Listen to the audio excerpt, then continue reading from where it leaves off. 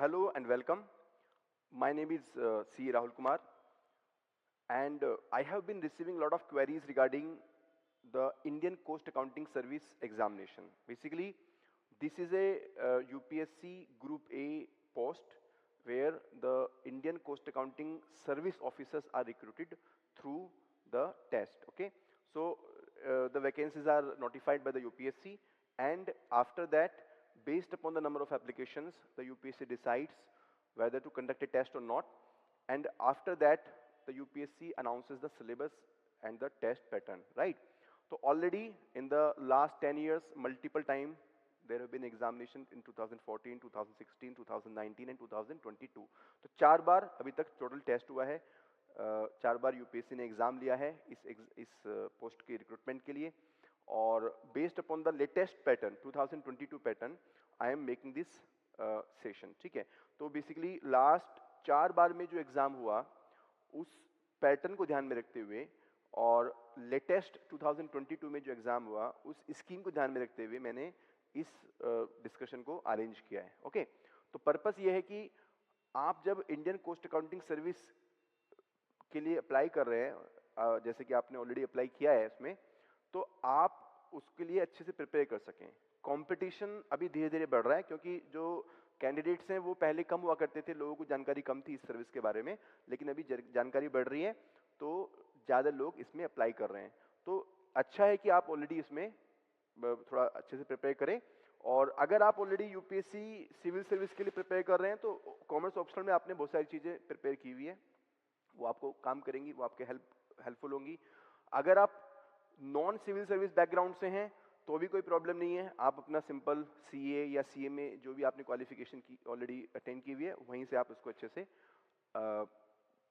अपने जो सिलेबस है उसको रिवाइज करके टेस्ट प्रैक्टिस करके आप इसको क्वालिफाई कर सकते हो एग्जाम को. ठीक है, लेकिन नंबर ऑफ पोस्ट अभी इसमें लिमिटेड होती हैं, नंबर ऑफ एप्लीकेंट बढ़ रहे हैं, तो इसलिए थोड़ा कॉम्पिटिशन लेवल बढ़ रहा है. Okay, so my name is G Rahul Kumar as I told you, और मैं सिविल सर्विसेज यूपीएससी एग्जाम में जो कॉमर्स एंड अकाउंटेंसी ऑप्शनल है उसके लिए मैं आपको पढ़ाता हूँ, गाइड करता हूँ. और क्योंकि ये जो आपका एग्जाम है यूपीएससी का है और कॉमर्स बैकग्राउंड के स्टूडेंट के लिए है, तो बहुत सारे लोगों ने मुझसे रिक्वेस्ट की, बहुत सारे लोगों ने मुझसे कॉन्टैक्ट किया कि मैं इसके बारे में कुछ बताऊं, तो उस चीज़ को ध्यान में रखते हुए मैंने ये सेशन लिया है. और ऑलरेडी मैंने भी 2016 में इस एग्जाम को दिया था, क्वालिफाई भी किया था. मैंने इंटरव्यू लेटर भी अपने टेलीग्राम चैनल पे पोस्ट किया है, चाहे तो आप देख सकते हो.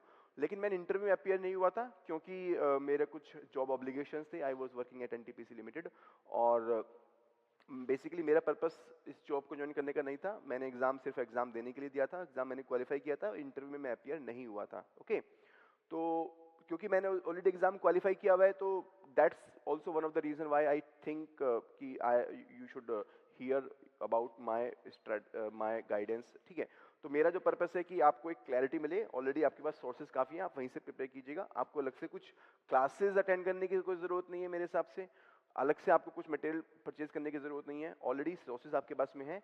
हाँ, टेस्ट वगैरह प्रैक्टिस आप करने चाहिए, वो चीज़ आप देख लीजिएगा. ओके, सो अब हम देखते हैं कि क्या हमारी test scheme of the test है. ये स्कीम ऑफ द टेस्ट है based upon the 2022 pattern. Okay, तो अभी 2024 में जो ये इन्होंने नोटिफिकेशन दिया था वहां पर स्कीम ऑफ टेस्ट नहीं दिया है, बिकॉज इनिशियली वो नोटिफिकेशन निकालते हैं and they check that how many people are applying based upon the number of application. If they think the number of applications are very high, then they announce the test.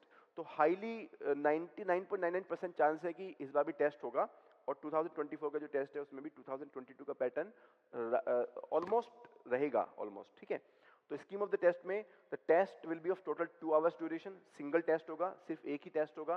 Prelims, mains, interview 3 stage यहाँ पर नहीं होती हैं, यहाँ पर सिर्फ एक test होता है, उसके बाद में इंटरव्यू होता है. तो जो टेस्ट होगा वो 2 घंटे का होगा. All questions will carry equal marks, सबके आपके 2.5 मार्क्स होते हैं. नॉर्मली 300 मार्क्स का पेपर आता है, तो 120 questions into 2.5 marks each question. The test will be objective type questions with multiple choice of answers. तो ऑब्जेक्टिव टाइप का होता है, सब्जेक्टिविटी कुछ नहीं होती यहाँ पे. The medium of the test will be English only. ये बहुत इंपॉर्टेंट है. If you are from the Hindi background, then you need to be careful. The test will be conducted only and only in the English language. Okay, there will be a penalty for wrong answers. Every wrong answer will carry a deduction of 1/3 of the marks assigned to that question.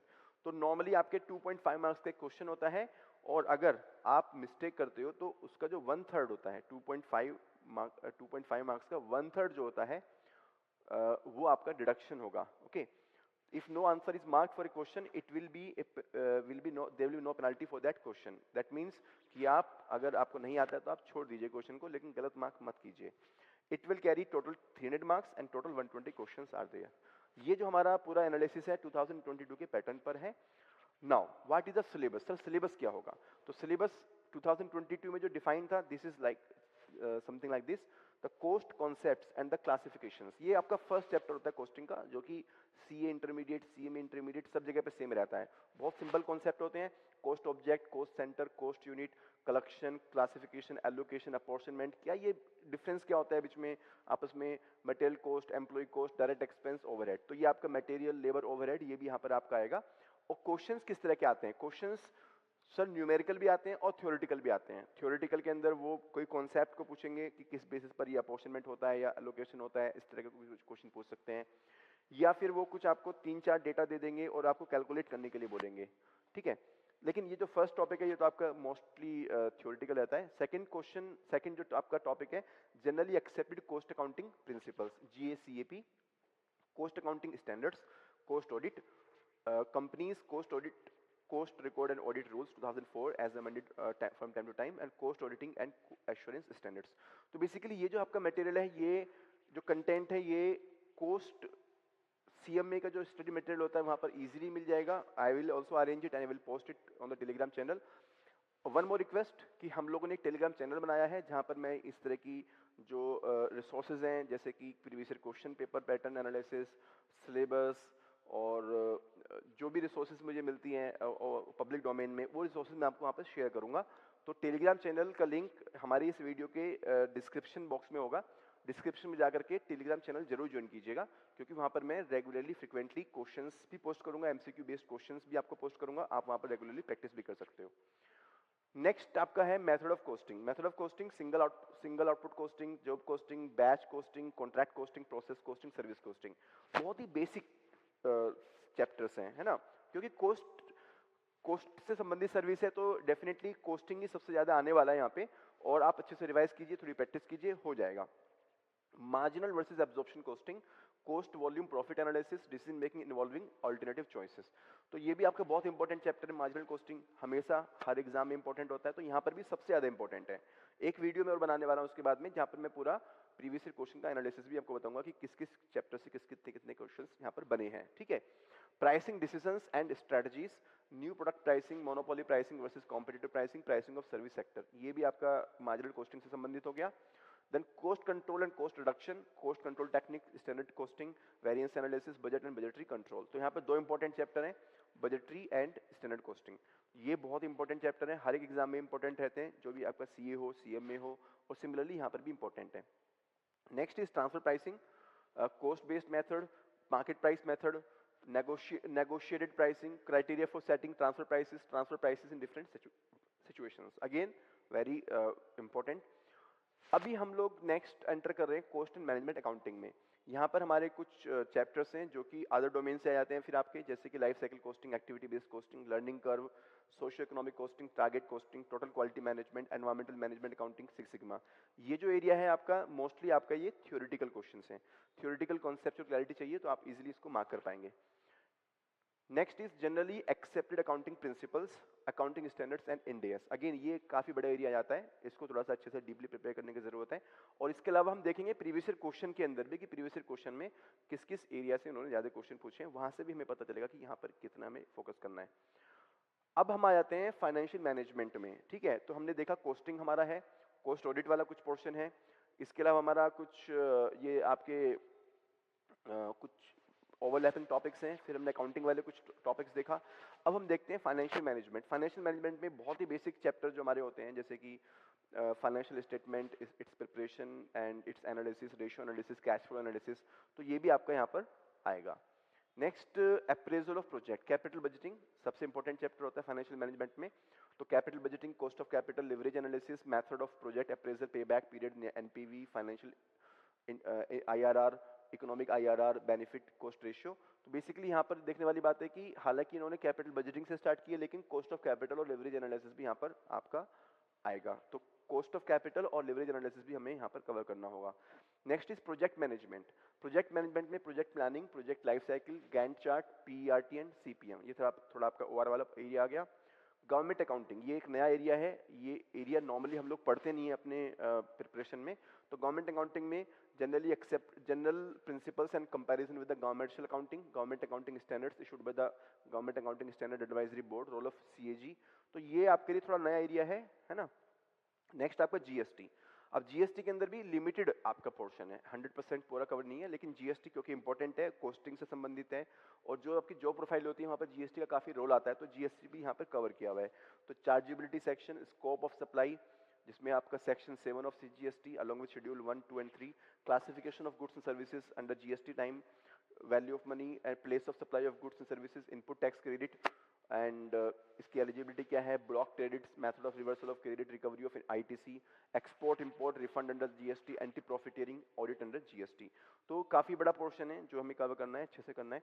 Customs law, customs law में हमें again customs law, क्योंकि again ये भी important है आपका costing के लिए और इंपॉर्टेंट है जो प्रोफाइल है वहाँ के लिए, तो इसलिए कस्टम्स भी यहाँ पे कवर किया हुआ है।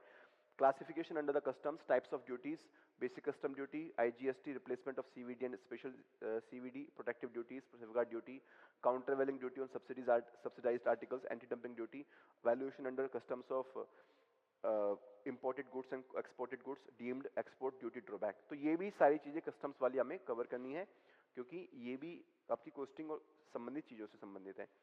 कंपनीज एक्ट 2013 में we have to put a special emphasis on declaration and payment of dividend. Dividend payment हमेशा इंपॉर्टेंट रहती है, यहाँ पर भी फोकस किया गया है। Accounts of companies and audit and auditors and government companies, तो ये भी एरिया इंपॉर्टेंट है। फिर हमारा आता है कॉर्पोरेट गवर्नेंस। कॉर्पोरेट गवर्नेंस में overview, issues and concept, corporate governance practices, codes, corporate governance and in the state owned businesses, MOU system. तो कॉर्पोरेट गवर्नेंस भी एक इंपॉर्टेंट एरिया है, यहाँ पर भी आपको फोकस करना होगा। ओके, तो देखिए ऐसा कीजिए कि पूरा सिलेबस को एक एक वर्ड को ध्यान में रखिए, हर एक एक वर्ड से जो भी कंटेंट अवेलेबल है उसको पढ़ लीजिए, उसको अच्छे से रिवाइज कर लीजिए, उसके ऊपर क्या क्वेश्चंस बन सकते हैं उसको ध्यान में रखते हुए अपनी प्रिपरेशन को अलाइन कीजिए। Okay, so I stop this session now and after this I will start with the another discussion where I will see the previous year question pattern of this exam.